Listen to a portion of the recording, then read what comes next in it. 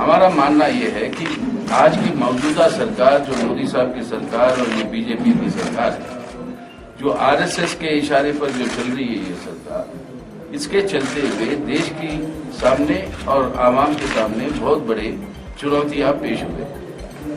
पिछले 4 साल के दौरान एक तरफ से आर्थिक परिस्थिति बहुत बिगड़ी है आम लोगों की। आज 2017 के आंकड़े के मुताबिक आज हमारे देश के अंदर 1% हमारे देश की आबादी के हाथ में, 73% देश का संपत्ति उनके हाथ में, यानी देश के अंदर आर्थिक असमानता बढ़ रही है। दूसरी ओर से देश के अंदर गरीबी बढ़ रही है, बेरोजगारी बढ़ रही है। देश के अंदर खेती के अंदर इतना बड़ा बर्बादी और नुकसान हो रहा है और संकट है कि हमारे किसान आत्महत्याएं कर रहे हैं कर्जे में डूबकर, और इससे राहत सरकार ने वायदे तो बहुत की, लेकिन एक भी वो लागू नहीं हुआ। आपके नोटबंदी और जीएसटी जिस तरीके से लागू किया, उसके चलते हुए छोटे छोटे कारोबार और कारखाने तो ठप पड़े हुए हैं। हमारी देश की आवाम की सामाजिक एकता जो है, उस एकता के ऊपर ठोस आज एक हमला हो रहा है। कई प्रांतों में निजी आर्मियों की सृष्टि हो गई, प्राइवेट आर्मीज, कहीं पर गौरक्षा के नाम पर, कहीं पर आपके मॉरल पुलिसिंग के नाम पर, कहीं पर आपके एंटी रोमियो स्क्वाड्स के नाम पर।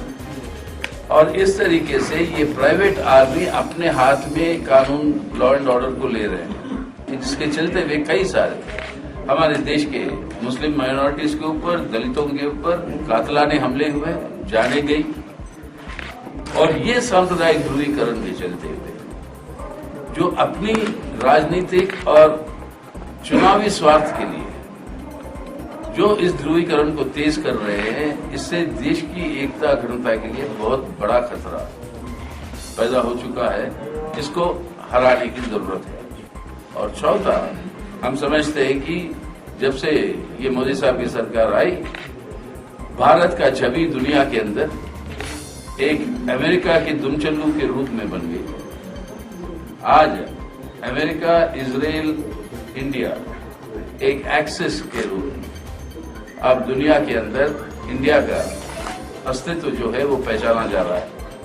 ये हमारे देश की इंडिपेंडेंट फॉरेन पॉलिसी के लिए, हमारे देश के अस्तित्व के लिए ये बहुत बड़ा खतरा है। ये इस वजह से कि आज तक इंडिया का एक बहुत बड़ा रोल रहा कि विकासशील देशों की नेतृत्व देते हुए डेवलपिंग कंट्रीज, और जहां पर भी लिबरेशन स्ट्रगल्स होते थे, जैसे पैलेस्टीन में, या जहां पर भी दुनिया के अंदर लिबरेशन स्ट्रगल्स थे, उनके साथ हमारी एकजुटता और हमारा समर्थन रहा। आज वो सब वहां से, उस रास्ते से पीछे हटकर दुनिया के अंदर पहचान अगर इंडिया का ये होगा कि अमेरिका का सबऑर्डिनेट एलाई है, और वो स्टेटस में ले आए।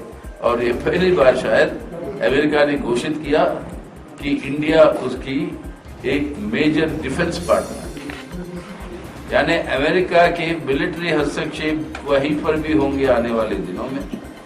उन मिलिट्री हस्तक्षेपों के लिए भारत जो है मिलिट्री फैसिलिटीज इंडिया जो है उसको प्रोवाइड करेगा। ये हमारे देश की